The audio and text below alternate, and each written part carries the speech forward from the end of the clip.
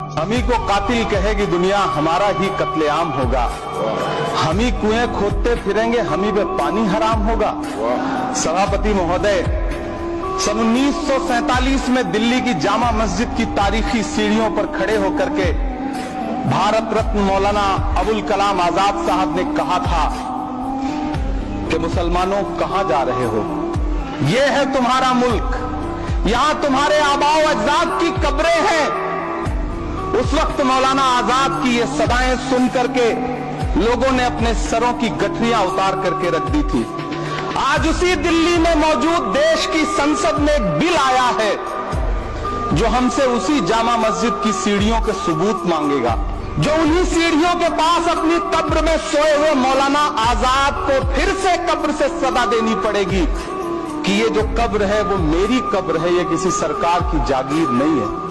सभापति महोदय, मैं जहां खड़ा हूं इसी संसद भवन के सामने सड़क के उस पार अपनी कब्र में सोए हुए भारत के पूर्व राष्ट्रपति फखरुद्दीन अली अहमद की कब्र है।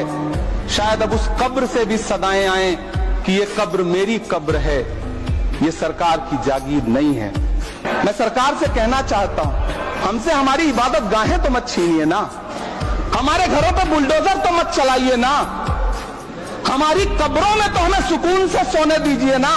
जिल्ले इलाही, जमहूरियत जो है वो नफरत और ठसक से नहीं चलती है, अकड़ से नहीं चलती है, उसमें सबकी हिस्सेदारी जरूरी है। सबको समझना पड़ेगा कि जब जंगल में आग लगती है तो न वो बरगद बचते हैं जो हवा को आंधी में तब्दील करते हैं, न वो बांस बचते हैं जो आपसी रगड़ से चिंगारी पैदा करते हैं। और आप ताकत में है, संख्या बल के आधार पर बिल हो सकता है आप पास करा ले, लेकिन आपको यह बात समझनी पड़ेगी कि हम तो वो तारीख हैं, जहनों में रहना है जिसे, कागजी पुर्जे नहीं जो फाड़ डाले जाएंगे। जिस जमीन पर मैं खड़ा हूं ये मेरी पहचान है।